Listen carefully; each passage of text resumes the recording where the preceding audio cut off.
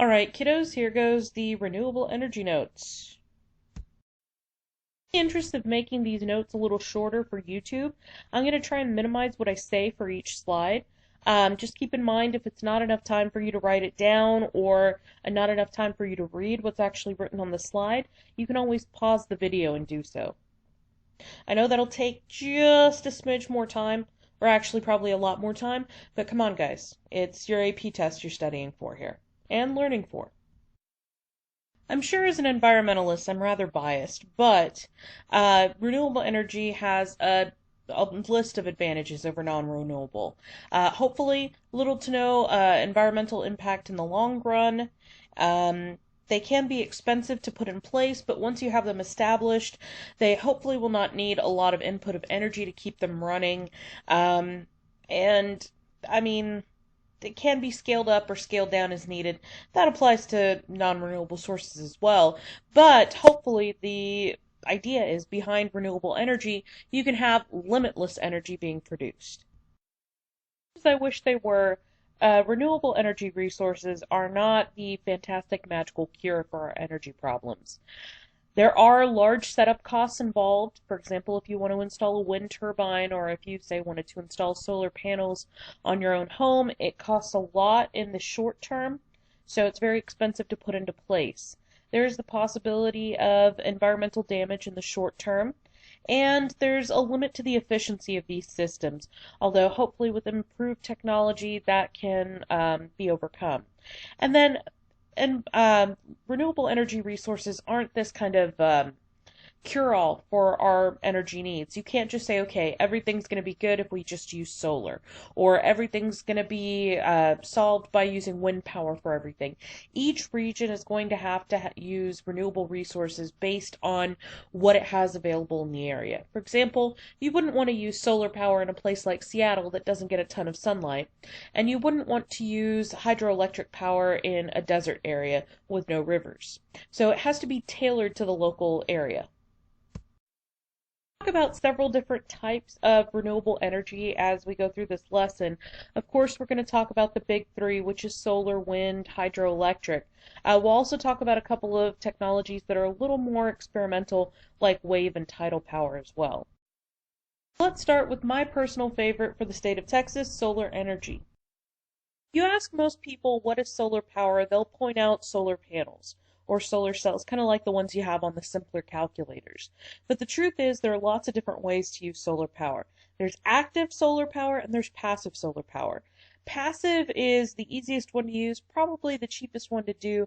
It tends to happen when you're designing buildings that you'll figure in passive solar power. So you'll make sure that windows are faced in such a way that they'll receive maximum sunlight, especially during the winter when you want to warm your house. Or you can use active solar power, for example, if you want to get a solar powered water heater, which will heat up your house without using, heat up your water without using electricity. Here we see passive solar design. So the house is designed so that during the summer, with the angle of the sunlight coming in, it's not going to hit your windows, so you won't have extra heat in the house. However, when the angle of sunlight coming in is shallower in the winter, you'll get some sunlight entering the house and help heat it up. And this requires, of course, no extra energy, no moving parts, and no expensive solar panels either. On the other hand is an active solar collector. So while it looks kind of like it has a solar panel in place, that's actually just a panel that absorbs heat from the sunlight, and that heats some water so that you can have a water heater basically heated by solar energy. There is a pump necessary to move the water around, and because it's actively using energy, that's why it's an active solar collector. In fact, these things are supposed to be pretty efficient and pretty money and energy saving because one of the major expenses that you have in a house tends to be heating water for the water heater. So someday I hope to get one for my house too. So here is what most people think of when they think of solar power. A solar panel, otherwise known as a photovoltaic cell. Keep in mind the photo in there means that it's activated by light. That's why you need the sunlight. The voltaic part refers to the electricity that's being produced. So how does one of these work? Well, you have to have a special material called a semiconductor, and you have a layer of that in the photovoltaic cell. When it gets hit by sunlight, what happens is that an electron will get excited, kind of in the same way one gets excited during photosynthesis, in the chlorophyll and the pigment in a plant. In this same way, an electron will get excited after being hit by sunlight and absorbing the energy from it. It'll leave the electron, and then there's a positive charge that the electron gets attracted to. As the electron's moving towards this positive charge, it gets shunted into a wire, and that flow of electrons that you have is electricity. By the way, this is what Albert Einstein got his Nobel Prize for. He got it for developing the photovoltaic cell, not for developing the theory of relativity or his E=mc² equation, like a lot of people tend to think. Contrary to what you might imagine, when you have a solar power station, it's actually not a ton of solar panels all lined up. Solar panels tend to be pretty expensive, so you don't want to just build a huge array of them. What's actually cheaper is to build something that has mirrors that focus the heat or the light of the sun. That warms up something, and then that substance that's warmed up, either it can be used to have fluid heated or to produce steam, and that'll turn a turbine just like you have in traditional electric generating power plants. And so that's how most solar power stations are going to work. Different solar power stations operate by different methods, though. You've got the central receiver system where you have mirrors. They're going to focus all the light on one central tower, and that's where you're going to have water or, in some cases, molten salts, which need very high temperatures to melt, where you're going to have that heated up by this combined heat. And then after that, it's just going to be traditional electricity generation.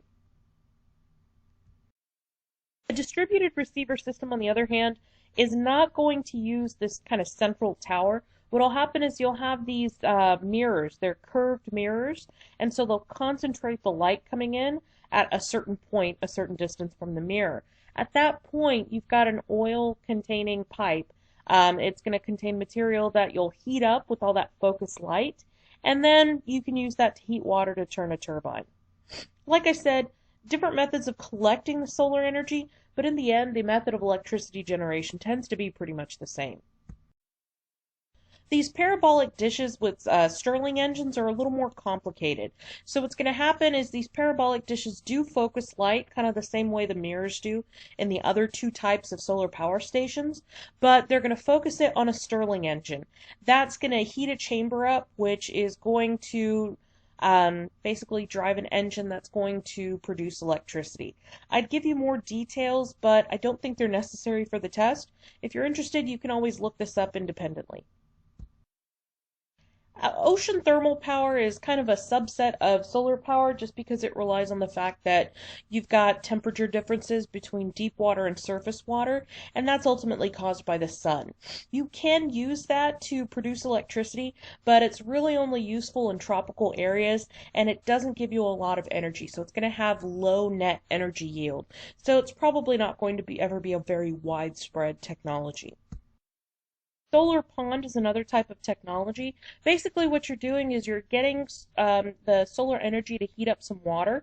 The way you keep traditional convection currents from forming and allowing some of that heat to escape into the air is you create a saline gradient, which kind of disrupts the currents that could flow. And so what you then do is you just basically have this light absorbing material in the liner of the pond. It absorbs a lot of energy, and that heats up water. That water can then be used to heat up other water to create steam, and that turns a turbine. So, variation on the same theme. This is just a close-up of the heat exchanger from the solar pond. So, the water that's heated in the pond never actually physically comes into contact with the turbine. It's used to heat other water, so you're transferring the energy from some water to other water. And it may not seem extremely efficient, but this tends to be how a lot of power plants work. They don't directly heat whatever's turning the turbine. They heat some water or some oil or some salt solutions that end up transferring their heat to the water that's turned into steam. Okay, for each of the renewable resources, I'll have one of these summary slides. So if worse comes to worse and you can't sit through the whole video, at least go to these summary slides and get the gist of what the major concerns are and the major advantages are of each renewable resource. Just a summary of the advantages and disadvantages of solar power. While it can theoretically provide a limitless supply, especially in areas where you have a lot of sunlight, that's obviously going to not be efficient where you have limited sunlight or you don't have a lot of sunlight certain parts of the year. There's a relatively high gain of energy, and it does reduce reliance on foreign oil. That's an advantage of all the renewable energy resources. It doesn't produce a ton of pollution just in making the solar panels or the collectors, and that's the major source of environmental impact. Another drawback is that you're not a drawback, on the other hand, is going to be that this can only produce energy during the daytime. However, you can develop what are the equivalent of giant batteries that can store this energy so that it can be used at night. Unfortunately, when you've got a solar power plant, that's going to need a lot of land, and it'll shade the land underneath it or disturb it, so you're going to disrupt the natural ecosystems. There is a high maintenance cost, and that is especially a factor when your systems break down and you've got to replace stuff. And the current efficiency is about 10 to 25%, and that's not something that's likely to change in the near future. You can tell from the image, we're moving on to wind power. Globally, as of the time when these images were produced, which is probably about 2007-2008, wind power produced about 1.5% of the world's needs for electricity. However, it's not being utilized as much as it could be. For example, some estimates have said that wind power could generate most of the electricity needs of the United States from just a couple of regions having wind farms. You can see there are different numbers. We do produce more wind energy than a lot of other countries, most of them, with the exception of Germany. But you've got to keep in mind, we also have a lot higher energy demand that we use. So we probably don't get as high a percentage of our energy from wind power. Said on the previous slide, wind power has the potential to generate a lot of electricity. In fact, if you used wind farms in the Dakotas, north and south, and in Texas, you could provide electricity needs for the entire United States. And this is just showing you who produces wind power and how much in Europe. What's going to become a common theme is Germany is very big on using renewable energy.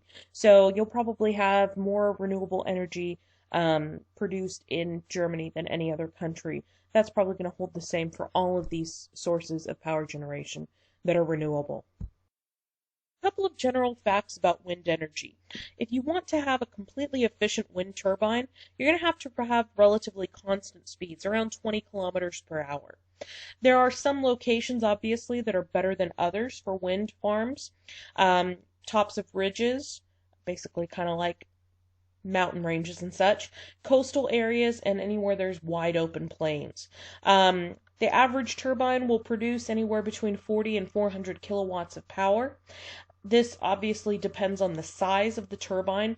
If you have a couple of factors affect the amount of electricity that's going to be produced. For example, if you have a very tall wind turbine, that's going to catch faster air currents and produce more electricity. And then if you increase the length of the blades, that's going to increase the electricity that's produced. In fact, if you double the length of the blades, you're going to get a 4 times increase, or a 400% increase in the amount of power that's produced. And wind speed is variable. You can have gusts of high wind. So to do that, you can feather or turn the direction of the blades so that they won't be spun during periods of very high wind, such as hurricanes or tornadoes or storms, and that'll help prevent damage to the turbines. Wind turbines do use the movement of a fluid to turn a generator, but they're not using steam, they're using the movement of the air itself. Remember, air is a fluid as well, it moves. And so what happens is when the blades are turned, this is ultimately going to drive magnets inside wire coils, and that's going to produce electricity. You see a gearbox there. That makes sure that you, despite the fact that the wind speed may vary, you'll have a constant speed in the drive shaft, which is turning the magnets inside the generator. You'll also have several gears in there, which will make sure that they'll basically amplify the movement of the turbines. If you see wind turbines turning when you pass a wind farm, you're going to see that they don't spin very fast, but gears inside of the gearbox are going to make that rotation kind of faster for the inside the generator. That was our extremely brief presentation on wind energy. Some pros and cons. You can build wind farms relatively quickly, and a cool thing, you can even build them on sea platforms, so you can build them offshore. Once you get them built, maintenance is low, and it can be automated, so you don't have to have a person going out and maintaining these wind farms. You get pretty decent net energy yield, and it's not going to produce pollution. A lot of times these are located in remote areas, so it won't bother people. And if you have these large turbines, you can use the land underneath for agriculture, for raising animals, etc. Some of the drawbacks: you do require an area with steady wind, which minimizes the locations where you can use this. You do have to have some backup systems in place when you don't have time with wind. People consider them noise pollution, visual pollution, meaning that they interfere with the pretty view. And there is talk of noise pollution, although I have spoken with people who have been directly under wind turbines and say there's no noise produced. A big problem with wind turbines is that they can actually end up causing death of birds, bats, anything that flies in the air, because the animals don't see the turbines and they end up hitting them and dying. Major ways to avoid this unnecessary death of wildlife is to research before you put a wind farm in place, and make sure that you're not placing these wind farms in major migration patterns. Birds tend to use the same route when they're migrating every year, so if you know thousands and thousands of birds are passing through an area, don't put a wind turbine there. Another thing is wind turbines may interfere with certain signals like TV and cell phones and microwaves. I don't think that's microwave ovens particularly. Hydroelectric power is one of the most widely used renewable power resources that you'll find throughout the world. Notice this diagram is a little different from the one showing wind power. Instead of listing percentage of wind power by country, it's showing the 10 largest hydroelectric dams and the amount of electricity they produce. And as a whole, hydroelectric power produces about 19% of the world's total energy supply. I'm going to point out specifically the Three Gorges Dam, which is in China. Notice it produces 22,500 million megawatts, and it is the largest hydroelectric dam ever built. We'll talk more about it when we talk about land and water resources, because there's obviously been some environmental consequences from building that dam.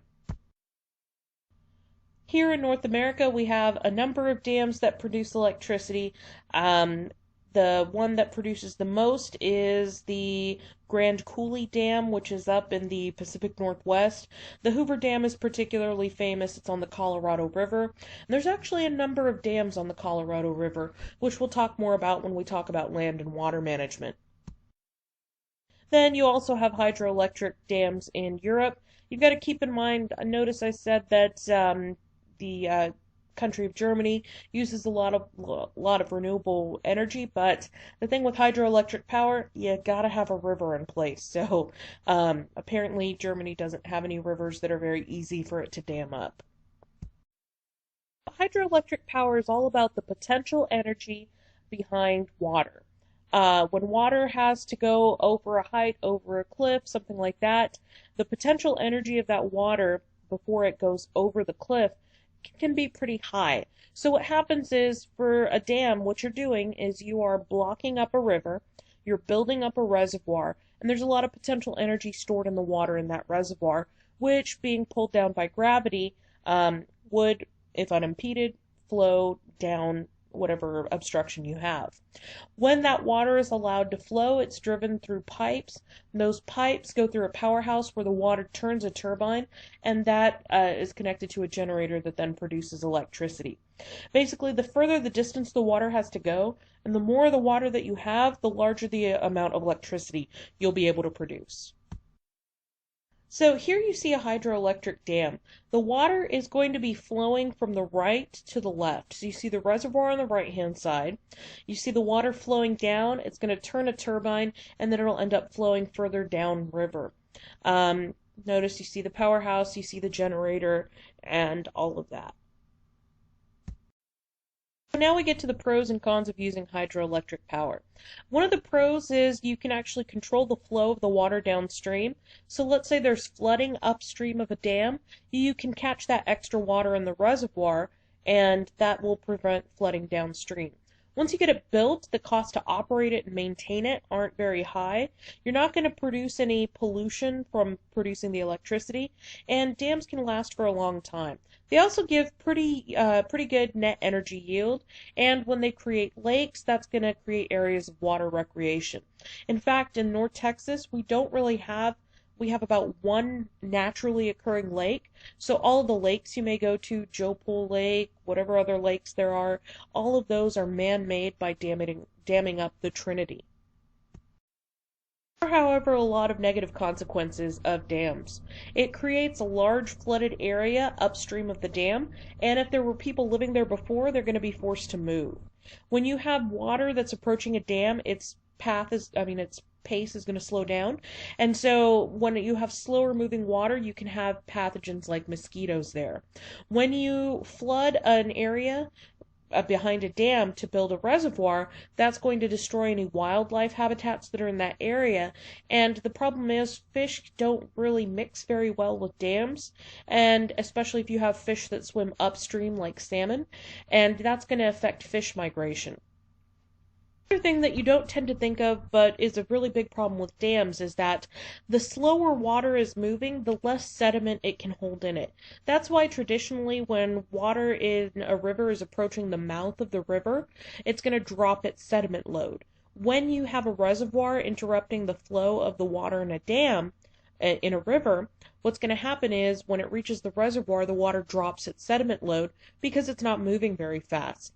That means you're going to have a bunch of sediment build up in the reservoir, and after that sediment build up, you're going to have to dredge or take out some of the bottom sediment layers of the reservoir. Otherwise, it starts to fill in. Another thing is when those sediments get dropped in the reservoir, they don't reach downstream. Now, traditionally, rivers, floodplains, the areas where it's kind of the plain that's approaching the mouth of the river where it reaches the ocean, those areas are flooded regularly, sediments are dropped there by the rivers, and that's why they're so fertile. That's why a lot of farmland, a lot of agriculture has taken place along the banks of rivers. Those sediments don't reach downstream when you have a reservoir in place. Dams can also be expensive to build, and when you put them in place, they're going to destroy the character of a wild river. The thing is, when you have a lot of water held behind something made of concrete, any sort of small crack or anything like that is going to allow all that water to come out and flood downstream. When you have an earthquake, that can create cracks in a dam, and that can cause catastrophic flooding downstream. Another thing is that when you have that stagnant water in a reservoir, it's not going to be getting any dissolved oxygen, and so you'll have anaerobic or without oxygen respiration, which will lead to methane being produced, and that's released from the reservoir. We finally move on to geothermal energy, which, as you guys know from the presentations in class, energy from the earth. Now, since geothermal power is going to be using basically the heat from the interior of the Earth, it's only going to be possible in places where that heat rises close to the surface. So in areas where the Earth's crust is thin or areas of tectonic activity. What you do is you use that heat to heat water, and you'll get a couple of different things. You can get dry steam, which means you don't have a lot of water droplets. It's all going to be gaseous water, and that can be used to turn a turbine immediately. Wet steam, you have to take out the water droplets before you can use it to turn a turbine. And when you just get hot water, that's used to basically heat homes or heat businesses um, rather than produce electricity. Geothermal energy doesn't tend to produce a ton of electricity throughout the world or the United States. There are some countries like El Salvador, Kenya, the Philippines, Iceland, and Costa Rica which generate more than 15% of their electricity using geothermal sources. The map shows you those shaded in areas are areas where it's easy to use geothermal energy. What you should recognize from this, hopefully, is the fact that a lot of these easy to use geothermal energy spots are places where there's a lot of tectonic activity. Notice the Circum-Pacific Ring of Fire is especially an area where you can use geothermal energy. This is obviously areas where you've got heat from the Earth's core, from the mantle, coming closer to the surface. So there are limits to where you can use geothermal energy, which is one reason why it'll probably never be a huge producer of electricity for the whole planet. This is basically the process of getting geothermal energy. You can get underground steam that's already being basically produced. You can pump water into the ground so that it gets heated up. That's going to come back up, go to a power plant, turn a turbine, and you get electricity. You can also then recondense that steam and pump it back into the ground, so that way you can just keep reusing the same water over and over. This is just another kind of more complicated view of the same thing. If you really want, you can pause it and look at all the steps. I'm not going to waste our time talking about it again. Alright, so let's summarize geothermal power. You do get pretty good net energy yield from it, and it does have some high efficiency. Another thing is you can also have this resource be used indefinitely if you manage it properly. And it doesn't produce air pollution or carbon dioxide, which is a big plus. Also, in areas where geothermal energy is usable, the cost is competitive when compared to fossil fuels. Unfortunately, there are a number of downsides. Like I said before a couple of slides ago, you can't use geothermal energy everywhere. And if you don't manage it properly, you will deplete the resource and you won't be able to use it again. There's also some noise, there's some odor pollution that's caused by it. Basically, it smells bad. If you're extracting water, that can cause subsidence, meaning sinkholes and sinking of the ground. Here's a big thing. It can increase tectonic activity. You're already doing this in an area that, in general, is prone to tectonic activity. What can happen when you start drilling and putting pipes into place is that you can cause earthquakes. There was one site in Germany where they were trying to put a geothermal power plant, and when they were doing the drilling, they had a series of 1,000 small earthquakes in a short period of time, at which point they decided, yeah, it's probably best not to drill in this area, let's leave it alone. Another thing is you're letting stuff from deep underground come up to the surface. That can produce saline waste, some corrosive chemicals are released, and it also produces some thermal pollution as well. We're going to move on to what plants can do from us. As you can see from this clever little picture, biofuels are when you're going to turn plant matter into fuel, particularly for cars. So biofuels are made from fermenting plant matter. It's actually basically the same process that's used to make alcohol. And what is produced when you're making biofuels is ethanol. Not drinkable ethanol, so please don't go to a gas station and start trying to drink from the pump. Mostly it's not used on its own, it's used as an additive to gasoline to kind of help extend it, basically make our gasoline supplies last a little longer. The two countries where it's used the most is our country, and then Brazil uses it a lot too. It's the source of about 1.8% of all the world's transport fuel. This is biofuels, there's bioethanol, there's biogas, biodiesel, and green diesel are the different types. Several different sources for biofuels. Traditionally in the United States we use corn. In Brazil they use sugarcane. Although there are movements to try and find ways to use other sources. For example, when you harvest plants, a lot of times they pull up the entire plant, but we only use a small part of it. The thought is to try and use some of that plant waste as a source of fuel for biofuels. There's also the thought to try and use switchgrass, which is a type of grass that kind of grows as a weed. And if you could use that, you could use land that's not devoted to agriculture, and therefore you wouldn't be competing with basically food resources being produced on that same land. Another source that you can use is you can dry out animal dung, which is animal poo, and you basically leave it out in the sun, let it dry up, and then you can burn it later as a fuel source. Yeah, don't get too grossed out. That's done in a lot of parts of the world.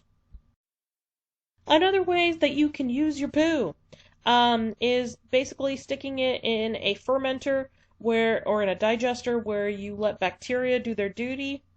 I made a pun. And they're going to break this stuff down. Mostly what you want to get them to produce is methane, and that methane is biogas that can be then burned for fuel. That's renewable because, there's a never-ending supply of poo on the planet. This is a lovely diagram showing you how biofuels are renewable, basically because whatever carbon dioxide you are releasing into the air from burning biofuels should be taken up by the new plants that you're going to plant and harvest to make new biofuel. So theoretically, everything you're putting in the air is stuff that you're going to take out of the air by growing new plants, which makes it a carbon neutral source of energy. Okay, so the pros and cons of biofuels.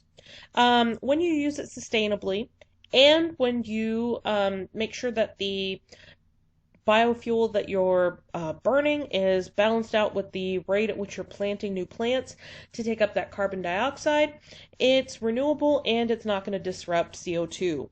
When you burn it, it's going to produce less other air pollutants than fossil fuels, so it's not going to produce sulfur-containing or nitrogen-containing compounds.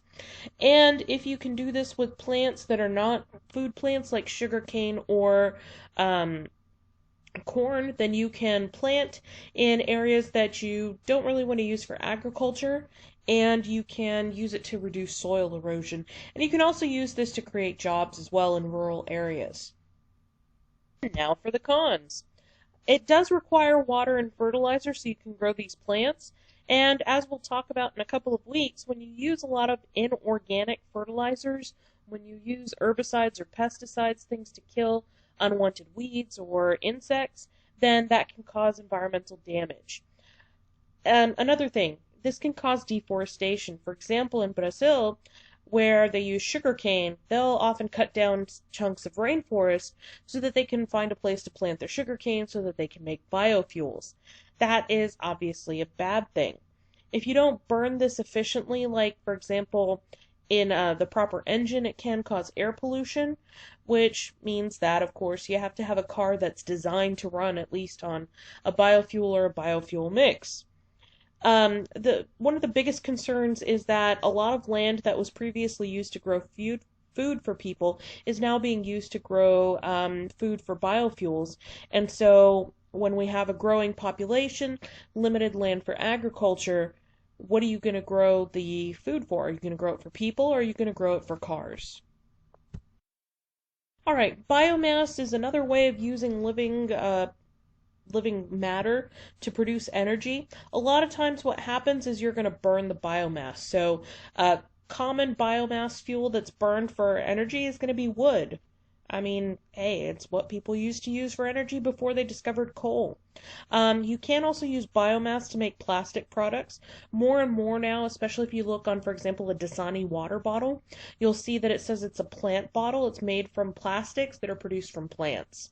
This does supply a small amount of United States energy. I'm not talking about wood burning, I'm talking about burning other biomass. And if you grow plants for this that have really extensive, really deep, really complicated root systems, that can actually take some carbon out of the atmosphere and stick it in the soil. So on to the pros and cons. What you can do is you can use parts of plants that you wouldn't use otherwise, so that is a useful thing. Sources that I've read have said that you can collect and recycle the ash. I'm not sure how you recycle ash, though I do believe you can use it for concrete and stuff. And it'll reduce the impact on landfills because if you're just throwing away the unused parts of a crop plant, then that'll end up in a landfill somewhere. The net energy isn't too great, which is one of the cons. You got to use Part of that is because you've got to use energy to dry this stuff and transport it to a central facility. Because if you don't burn it in a central facility, that can cause some bad air pollution. Um, and it also produces CO2 as well. We're also trying to use ocean waves and tides to produce electricity as well. Sorry for the delay there. One of my cats was twitching. This form of tidal energy that I'm showing you actually results in kind of blocking off an area where you have water coming in. Notice you kind of have this narrow area through which you're forcing water to go through, and as it goes through, it's going to turn a turbine. It's mostly going to be effective in areas where you have kind of a narrow area where water's trying to get through. Or water's constricted by a landmass, so a bay, the mouths of rivers, etc. It's not a fully operational technology yet, so there's not a lot of commercial scale production. In 2 slides, I'm going to be showing you some more experimental ideas that haven't actually been put into production or use. So this is an idea or a concept that some people have had where you basically have these turbines out in the water. And as the water moves past, you of course put this near land where you'd have tides coming in and out, and that would produce electricity because the water would turn the turbines. There are concerns about marine life getting killed by this, though, or it interfering with boats and ships that are trying to move through these areas. Similar system, although it looks like it's kind of more in deeper areas, and it does look like it kind of takes up maybe a little less space so that it wouldn't get hit by fish or other creatures as much, but it's still got the same principle of a turbine that's turned by the movement of the water. This is one of the experimental technologies I found particularly cool. This is wave power. So you're using the movement of water as waves go in the ocean to produce electricity. Unfortunately, it's kind of a difficult thing to put in place, so it's probably not going to be lacing the surface of the oceans anytime soon, but it's still a really neat idea, I think. So here's a few more details on wave power. There's not really widespread commercial production of this, although there is one commercial wave farm off the coast of Portugal. There are a couple of different designs that you can use to produce electricity. We'll talk about 2 of them on the next couple of slides, but there are limitations with anything in the ocean. It's pretty expensive, and you also have the problem that salt water will eat up machinery. So you're going to have a regular replacement, or you're going to have to try and find something that salt water will not eat through, which is very difficult. Also, it's got to be able to withstand waves that are produced by large storms without getting too damaged. So here we have some really neat wave tubes produced by the Polamis Corporation, I believe. And what happens is they have these long sets of these tubes just kind of laid across the ocean. They are, of course, anchored in place. You don't want them to float away. And what happens is as the waves move, they'll bend these tubes because they're not long solid tubes. They're connected by these hinged areas. When those hinges are bent, that's actually going to move hydraulic fluid, and that's going to turn a turbine and a generator, and that's going to produce electricity. So the movement of the waves is going to actually produce the electricity. Another idea that I find particularly neat, although I don't think it's anywhere near a stage of production, where you basically have these large buoys. Now, they don't look very large here in this picture, but in reality, they would be about 12 feet tall, which is 2 times some of the tallest people that you can find at sunset in height. You have this magnetic shaft on the inside that's anchored to the seafloor, so it's not going to move. But the outer casing and the electric coil that's connected to it, that can bob up and down based on the height of the water or the surface of the water. So as a wave comes through, that outer casing and the electric coil is going to move up and down. So when you have magnets moving through an electric coil, that's going to produce electricity. I thought that's a pretty neat idea, so I demand one of y'all go out and build it. Y'all have $1 million, right? Now we come down to hydrogen fuel cells, the dream of many a car maker. Or what you would think after you watch Who Killed the Electric Car. One of the big things about hydrogen fuel cells is that you've got to find some way to produce the hydrogen first. Yes, hydrogen is the most common element in the universe actually, but it's kind of hard to purify it out from air. So the most common way to produce hydrogen is to take water and to split it into oxygen and hydrogen. Unfortunately, that takes a lot of energy. And when you do that, I mean, you're putting in a large energy investment to split the water apart. By the way, my apologies for the typo in the title of this slide. It's supposed to say electrolysis at the end, not electrolysis. So there's an is at the end of that. Okay, bear with me, guys. This is a quote simplified model of a hydrogen fuel cell, but it gets a little dicey. All right, so you have hydrogen molecules, and as they move through this fuel cell, they're going to have electrons removed when they react with a platinum catalyst. They're going to pass through this catalyst, and then they're going to react with oxygen gas that you also pumped in, and with any of these removed electrons. And that's going to form water as your waste product. But the electrons are not allowed to pass through the same path as the hydrogen gas, so they're routed through a circuit, through a wire, and that movement of electrons creates electricity. Now, the technology is still developing. When I got these slides that I use for a lot of the PowerPoints, it said that it was expected in the marketplace by 2010, but we're in 2014 and we don't really see it yet. So there are obviously a lot of problems with hydrogen fuel cells as a power source. To the pros and cons of hydrogen fuel cells. So, one of the biggest pros and one of the biggest attractions is that the only waste product it produces is water, which is great. We need water. You can also use salt water for electrolysis, which is great because if it was only fresh water that was being used, we'd have a problem. We've got limited freshwater supplies. So that part's going to produce not too much of an environmental impact.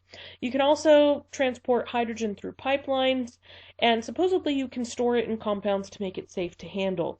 Although if we look at the cons, there's the fact that on the last point it says currently difficult to store hydrogen for use in automobiles, which is the biggest intended use of it. Another big con is it takes a lot of energy to produce hydrogen from water or from methane, which means that you're going to have a lower net energy yield because of that. And then to change all of our infrastructure, which is currently devoted to basically transporting and using gasoline, to change that over to hydrogen would be very expensive. Here's a summary of some of the different methods of electricity generation. Notice it's got renewable and non-renewable sources as well, kind of to cap off the whole energy topic. I'll let you guys pause this if you want to look at it. I'm not going to go over each and every part of this though. I hope you've taken away one thing from this lesson. And that is that there's no cure-all for our energy problems. So one of the things that we're going to have to focus on more in the future is conserving energy so that we need less of it in the first place. So obviously the first stuff in this slide says, yeah, we have limited energy resources as far as fossil fuels go, and as far as renewable energy isn't perfect. There are a lot of pros and cons to each source. So it's important not to waste energy. So a couple of things we'll focus on is making a household more energy efficient. We'll talk about hybrid vehicles and then some of the future energy solutions that are possible. What this graph is showing is there's a lot of energy that's used to heat a home, especially this past winter when it's been really cold. One of the least efficient ways, only gives you about 25% efficiency, is electrical resistance heating, which is the standard type of heating most of us probably have in our homes. If we use, or if we look at the bottom of the graph, you see super insulated home, meaning it's so insulated it's not losing very much heat at all. That's got close to 100% efficiency. That's probably difficult to do unless you're designing your home from scratch, as is passive solar.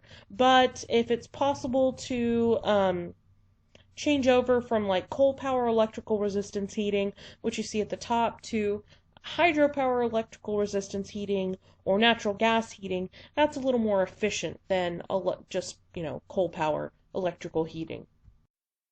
Other big thing is what you use to light your home. A good thing is in the past few years, it's become a lot more common to use those compact fluorescent light bulbs, or the swirly ones, as some of y'all call them, like what you see at the top.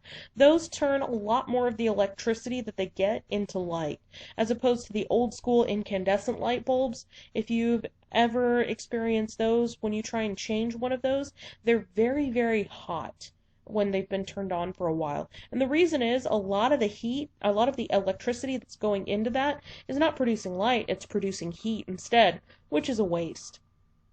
You can use heat pumps also to heat your home, which is going to produce more heat for the same amount of electricity. And then solar water heaters will also kind of basically help reduce electricity use because one of the larger costs in a home as far as electricity goes is heating water in the water heater. Let's look at this energy efficient home. We're going to move through it starting with the top left hand side, and we're going to go counterclockwise, meaning the opposite direction a clock runs. So if you use energy efficient light bulbs, that's going to reduce your electricity use because you're getting more light generated. They also tend to last longer. You can use a heat pump. You can also connect that to solar heating so that you can heat your house. Energy efficient light appliances use less energy. In the United States, you can see they'll have an Energy Star label on them that proclaims that they use less electricity. You can have underfloor insulation. You can have water pumps that pump, basically, they're heated in the attic or they're heated in the ceiling. And then you can use that to redistribute heat to underneath the floor. Heat rises. If you have your building built in the right way, it can allow for passive warming, passive cooling. When you have double glazed windows, that's going to reduce the heat that's lost through your windows. And then, of course, at the top, you got solar panels to produce extra electricity for heating, lighting, cooking, and other things that you need. So, hybrid vehicles have become a much bigger trend in the past few years. I know we've watched Who Killed the Electric Car in class.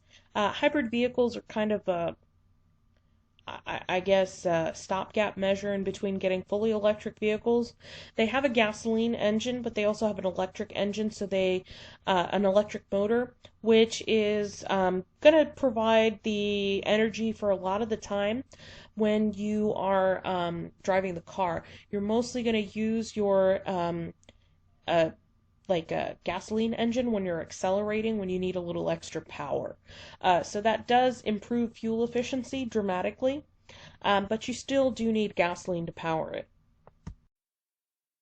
Number of different hybrid vehicles available, the most famous of which is probably the Toyota Prius, although Honda and even now a lot of American car companies are starting to build hybrids as well. Hybrid SUVs are also in production as well too. Forgive the measurements on this slide. This slide came from a company that's in New Zealand where they use the metric system, unlike us. A lot of the energy use in the world is used for transport, and a lot of that ends up not being efficiently used because internal combustion engines, the type we use to drive cars, they produce a lot of heat and they produce a lot of sound, which is wasted energy.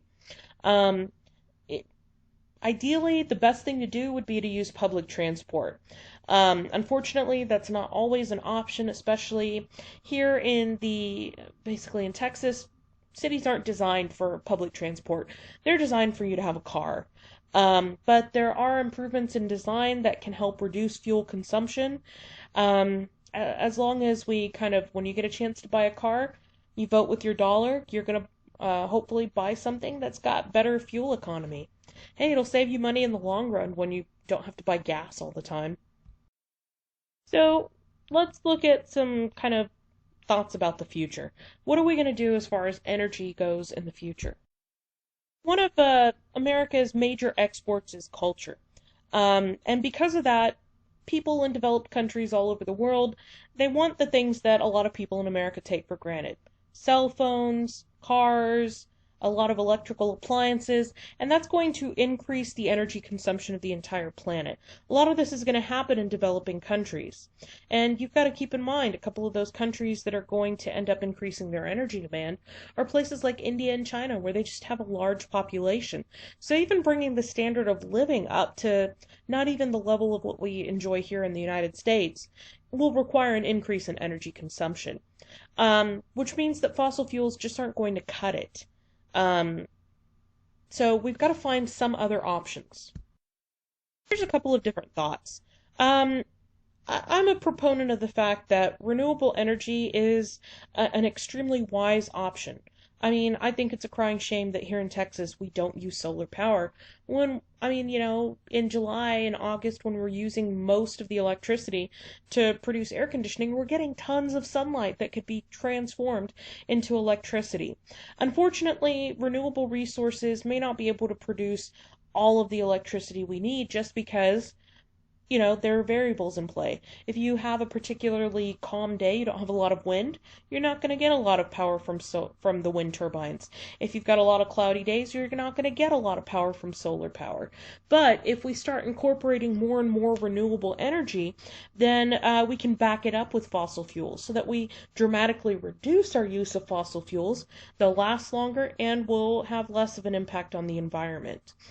There's also the thought that we should start thinking about using more or producing more electricity on a local scale. And the ultimate local scale would be producing electricity at our own homes. So increasing the use of solar panels or solar water heaters or maybe even having neighborhood wind turbines might be a useful thing. Of course, technology continues to try to find other ways to produce electricity. Let's look at those in the next slide. So those of you in sixth period already saw Jose Gomez's presentation on nuclear fusion. In his case, he was talking about cold fusion. That's the ultimate dream of energy science, which is to have a way to produce the massive amounts of energy that are produced by things that perform nuclear fusion, kind of like our sun, which is the source of a lot of energy for our planet.